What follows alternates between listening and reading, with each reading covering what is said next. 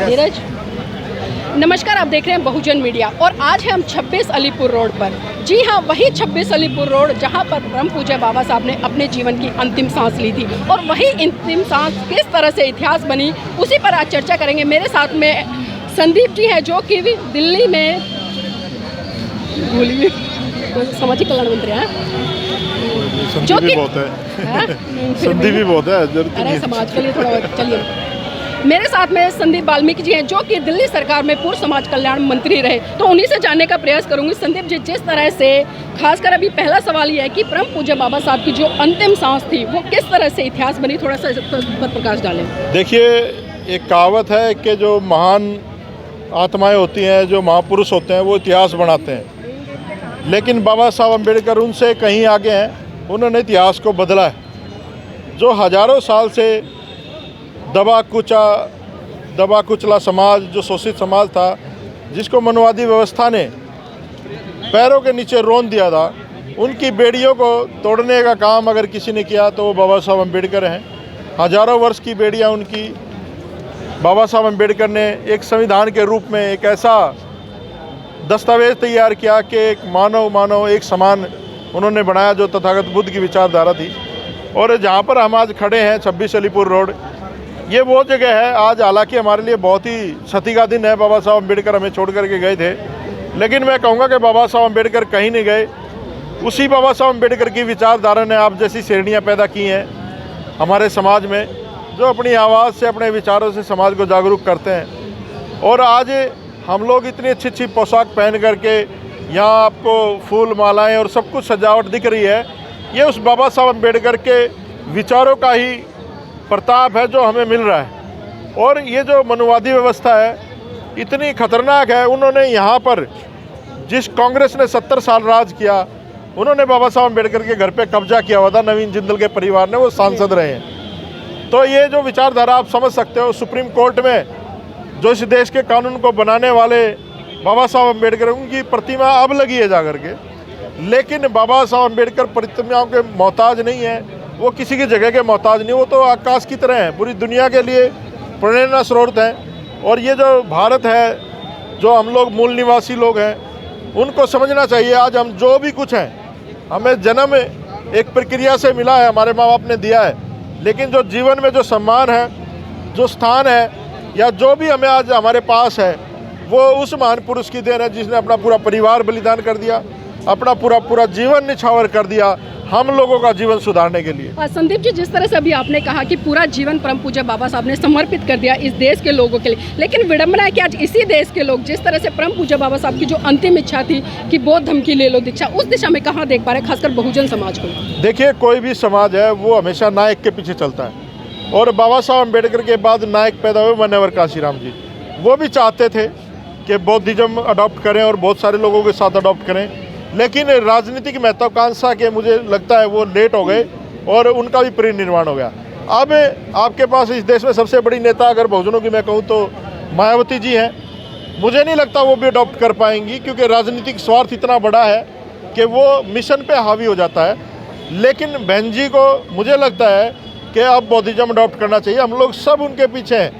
लेकिन बहन जी के जितने भी कार्यक्रम होते हैं वो सारे बौद्ध संस्कार से होते हैं, आप कह रहे हो कि अडॉप्ट करना चाहिए, तो फिर ऐसे तो वही बात होगी जो अम्बेडकरवादी है, ये भी हिंदू रीति रिवाज से कार्यक्रम कर लेते हैं, लेकिन है तो अम्बेडकरवादी।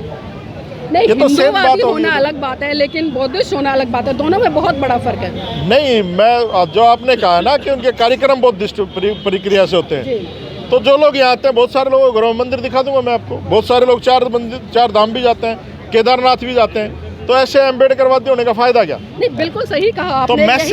तो यही सवाल है कि मिशन मूवमेंट आखिर कैसे बढ़ेगा, क्योंकि दो नावों में पैर रखे हुए आज भी ये समझ। देखिए, आज बहन जी जो है, हमारी भी उम्र उनको लग जाए और वो ज़्यादा साल तक काम कर पाएँ, लेकिन आज ज़रूरत है कि उनको बौद्धिज्म अडॉप्ट करना चाहिए और पूरा देश उनके पीछे चलने के लिए तैयार है। लेकिन बौद्धिज्म की बात छोड़ो, वो तो राजनीति भी ढंग से नहीं कर पा रही है। जो राजनीति जिस तरीके से करनी चाहिए, जिसे हमें ज़रूरत है हमारे लोगों को, वो भी नहीं कर पा रही है। और इसमें बहन जी का सिर्फ उनका जिक्र नहीं है, इस देश में जितने भी लोग हैं, राजनीतिक लोग, इंक्लूडिंग मी, आप, जितने भी लोग हैं, आप इन पे भरोसा नहीं कर सकते।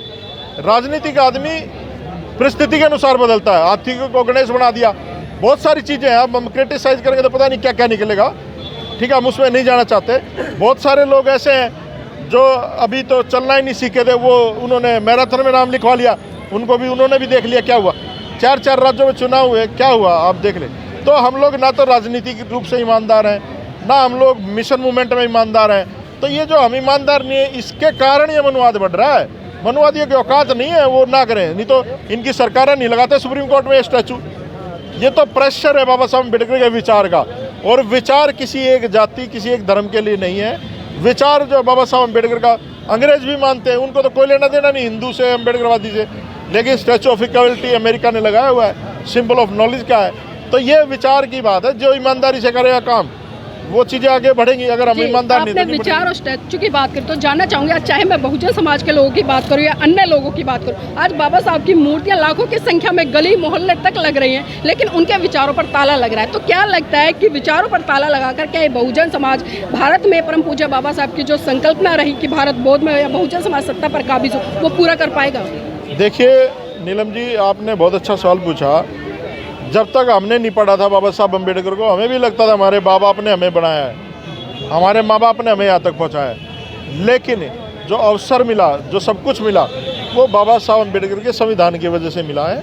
और जब तक हम अपनी आने वाली जनरेशन को नहीं बताएंगे, अपने बच्चों को नहीं बताएंगे। अब आप एक चीज़ देखिए, यहाँ पर मुझे भी ले लीजिए इसमें। पिछली बार तो हम हालांकि परिवार के साथ आए थे, आज मेरा भी परिवार साथ नहीं है, बहुत सारे लोगों के बच्चे साथ नहीं है। अगर हम अपने बच्चों को नहीं लेके आएंगे तो उनको कैसे पता चलेगा कि हम लोग यहाँ पर जो है ना बाबा साहब को श्रद्धांजलि देने जाएं।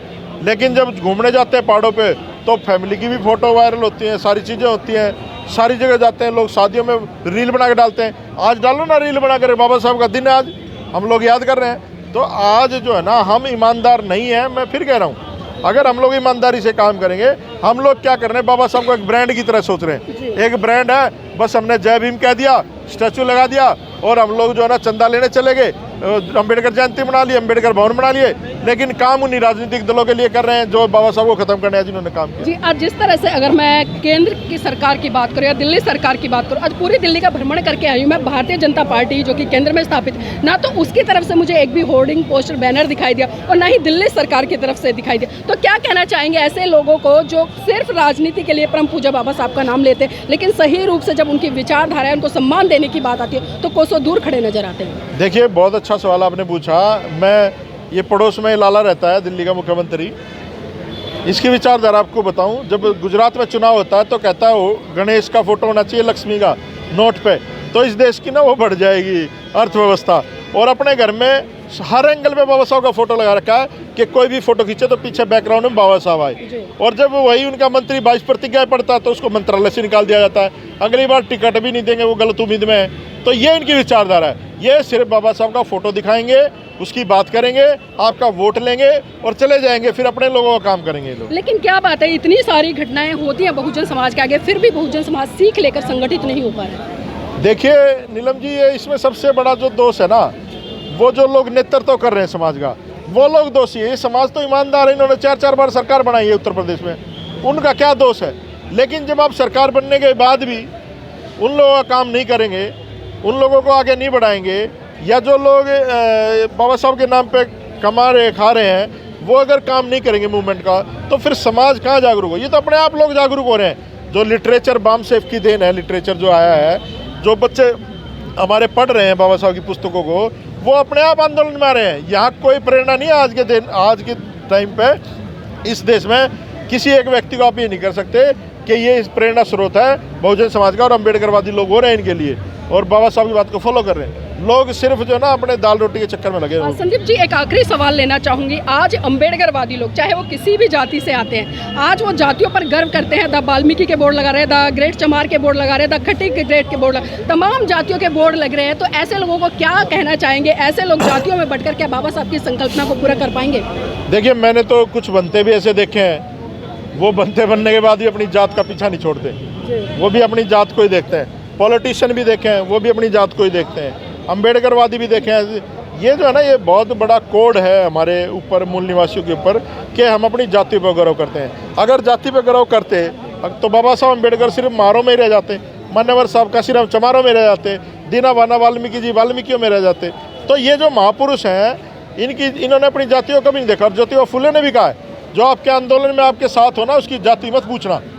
लेकिन यहाँ पर लोग जो ना अम्बेडकरवादी होकर के भी जातिवादी रहते हैं, बौद्धिस्ट होकर भी जातिवादी रहते हैं। तो ये हमें सोचना पड़ेगा कि ये जातिवाद जो है कैसे निकलेगा, और ये जब तक आप प्योर बौद्धिस्ट नहीं होंगे, आप जब तक इन जातियों से बाहर नहीं निकल सकते। बहुत सारे पत्रकार भी ऐसे हैं जो जाति देख करके चीज़ें पूछते हैं, बहुत सारी चीज़ें हैं। आप जैसे बहुत सारे मिलेंदर भाई जैसे हैं, बहुत कम ऐसे स्वतंत्र पत्रकार हैं जो सही से बात पूछते हैं और बेधड़क होकर के, बेनिडर होकर के सवाल पूछते हैं, और नेताओं को भी मजबूर हो जाना पड़ता है सच बोलने के लिए। जी, बहुत बहुत धन्यवाद संदीप जी। तो ये थे हमारे साथ में संदीप जी, जिनसे हमने लगातार आज एक विषय पर चर्चा की, और जो चर्चा निकल कर आई है, देखिए बहुजन समाज का तबका भले आज जातियों में बटा हुआ है, लेकिन विडंबना ये है कि जब तक वो परम पूज्य बाबा साहब को सही तरीके से नहीं समझेगा, क्योंकि अक्सर मैं लगातार कहती हूँ कि बाबा साहब की अंतिम इच्छा थी कि बौद्ध धर्म की ले लो दीक्षा, और आज कहीं ना कहीं बहुजन समाज उस दिशा में भी नहीं बढ़ रहा है, ना तो वो राजनीतिक सत्ता में काबिज हो पा रहा है और ना ही भारत को बौद्ध में बनाने की तरफ अग्रसर है। तो साथियों, बस यही है कि विचारों पर ताला लगाकर आप कभी भी किसी भी महान पुरुष का परिनिर्वाण दिवस पर आप कितने ही पुष्प अर्पित कर ले, तब तक उनको सही मायने में चरितार्थ नहीं कर सकते जब तक उसकी विचारधारा को मनोसात करके आगे नहीं बढ़ाएंगे।